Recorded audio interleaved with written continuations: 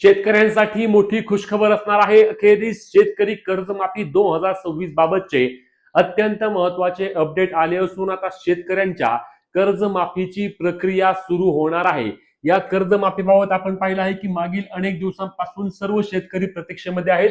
खरं तर याचा अहवाल हा 2 तारखे रोजीच आपल्या मुख्यमंत्र्यांकडे परदेशी समितीच्या वतीने येणार होता, परंतु हा अहवाल यायला उशीर झाला कारण विविध राज्यांमध्ये निवडणुका चालू होत्या। आता निवडणुका संपल्या कारणाने अहवाल देखील सादर झाला आहे, ज्याबाबत मुख्यमंत्र्यांनी माहिती दिली आहे आणि येणाऱ्या मंत्रिमंडळाच्या बैठकीमध्ये हा अहवाल मांडला जाणार आहे। एकदा का मंत्रिमंडळ बैठकीमध्ये हा अहवाल फायनल झाला की लगेचच शेतकरी कर्जमाफी 2026 सर्वात महत्वाचा GR येऊन याची प्रक्रिया देखील लगेच सुरू होणार आहे। सर्वात महत्वाची अपडेट म्हणजे मे महिन्यामध्येच शेतकऱ्यांच्या कर्जमाफीबाबतच्या मोठ्या हालचाली अथवा मोठ्या घडामोडी होणार आहेत, ज्यामध्ये कदाचित ऑनलाईन पद्धतीने असेल किंवा ऑफलाईन पद्धतीने ज्या पद्धतीने सरकार राबवेल त्या पद्धतीने कर्जमाफीची प्रक्रिया मे महिन्यामधून सुरुवात होऊन जून महिन्यापर्यंत राज्यातील जे शेतकरी पात्र असतील त्या शेतकऱ्यांना त्या ठिकाणी कर्जमाफीचा प्रत्यक्षात लाभ देखील मिळणार आहे। याबाबत आपण आधीच माहिती घेतली आहे की कर्जमाफी कशी असणार, तर कर्जमाफीमध्ये 2 लाख रुपयांपर्यंतचे पीक कर्ज आणि त्यासोबत जे शेतकरी रेग्युलर आहेत त्या शेतकऱ्यांना त्या ठिकाणी 50,000 रुपये प्रोत्साहनपर अनुदानाच्या स्वरूपात त्यांच्या बँक खात्यावरती जमा होणार आहेत। आता लक्षात घ्या, यामध्ये अनेक जे असणार आहेत, आपण कालच व्हिडिओ पाहिला होता ज्या व्हिडिओमध्ये शेतकरी नेत्यांनी मागण्या केल्या आहेत की यामध्ये कोणत्याही प्रकारच्या अटी अथवा निकष ठेवू नका, जे काही तुम्ही करणार आहेत ते सरसकट करा। सरसकट शेतकऱ्यांना यावेळी कर्जमाफीची गरज आहे, त्यामुळे शेतकऱ्यांचा 7/12 कोरा करण्याची मागणी होत आहे। आता हा अहवाल सादर झाला असून या अहवालामध्ये अजून कोणत्याही प्रकारचे बदल केले नसल्याची माहिती मिळत आहे, परंतु जेव्हा मंत्रिमंडळ बैठकीमध्ये हा अहवाल सादर होईल तेव्हा राज्यातील विविध मंत्री असतील ते देखील याबाबत काही सूचना करतील किंवा काही मागण्या करतील आणि त्या मागण्या मान्य झाल्यानंतर शेतकरी कर्जमाफीचा बहुप्रतीक्षित हा GR येऊन त्या ठिकाणी कर्जमाफीची अंमलबजावणी होईल।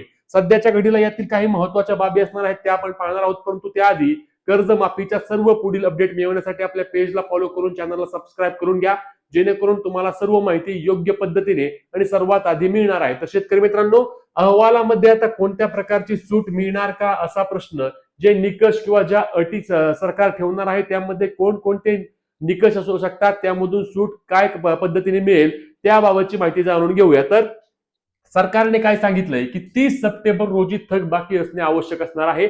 ज्या शेतकऱ्यांचे कर्ज 30 सप्टेंबर 2025 पर्यंत अर्थातच पीक कर्ज असणार आहे 2 लाखांपर्यंतचे ते माफ होणार आहे। यामध्ये अनेकांची एक मागणी आहे की जे 30 सप्टेंबरची तारीख आहे ती तारीख सरकारने काढून टाकायला गरजेचं असणार आहे, कारण अनेक शेतकरी हे 30 सप्टेंबर नंतर देखील त्यांचे कर्ज थकबाकीमध्ये गेले आहे। मग अशा शेतकऱ्यांना त्या ठिकाणी या कर्जमाफीपासून वंचित राहावे लागू शकते, म्हणून 30 सप्टेंबर हे जे असणार आहे 30 सप्टेंबरची तारीख काढून टाकण्याची देखील मागणी राज्यातील विविध शेतकऱ्यांनी किंवा शेतकरी नेत्यांनी त्या ठिकाणी केली आहे। त्यासोबत दुसरी मागणी काय होती की जे 2 लाख रुपये असणार आहे ते 2 लाख रुपयापर्यंतचे पीक कर्जाऐवजी त्या ठिकाणी 3 लाखांपर्यंतचे पीक कर्ज माफ करावे अशी देखील मागणी शेतकऱ्यांच्या वतीने होत आहे, कारण अनेक शेतकरी असे आहेत की ज्यांच्याकडे 2 लाखांपेक्षा जास्त पीक कर्ज असणार आहे आणि मग हे पीक कर्ज जर 2 लाखांपर्यंतची माफी झाली तर त्या ठिकाणी अशा शेतकऱ्यांना याचा लाभ मिळणार नाही, म्हणून 2 लाखांची अट 3 लाखांपर्यंत करावी अशी देखील मागणी होत आहे। त्यासोबतच आपले महसूल मंत्र्यांनी सांगितलं होतं की जे मोठे शेतकरी आहेत, म्हणजे ज्यांच्याकडे बंगला आहे, गाडी आहे,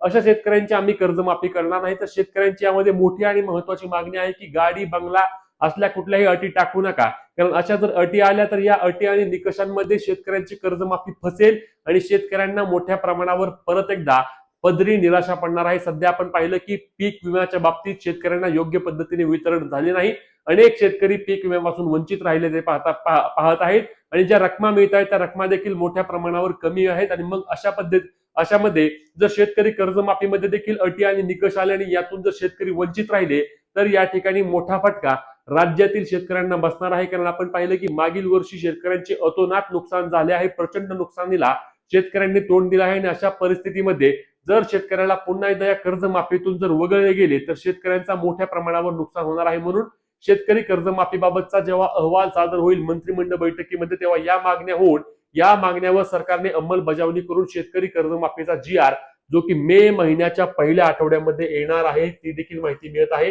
आणि मे महिन्यामध्येच या कर्जमाफी प्रक्रियेला सुरुवात होणार आहे. त्यामुळे शेतकरी मित्रांनो, चॅनलला सबस्क्राईब करून पेजला फॉलो करून घ्या, कारण पुढील सर्व अपडेट तुम्हाला आपल्या पेजवर योग्य पद्धतीने मिळणार आहेत. त्यामुळे पेजला फॉलो, चॅनलला सबस्क्राईब करून तुमचे जे काही मत आहे ते देखील कमेंटच्या माध्यमातून सांगा, जेणेकरून अधिकाधिक शेतकऱ्यांची माहिती आपण त्या ठिकाणी सरकारपर्यंत पोहोचू शकतो. ही महत्त्वाची व्हिडिओ शेअर करून पुढील सर्व अपडेटसाठी आपल्या हक्काच्या पेजला फॉलो आणि चॅनलला सबस्क्राईब करा. भेटूया पुढच्या व्हिडिओत. तोपर्यंत जय महाराष्ट्र.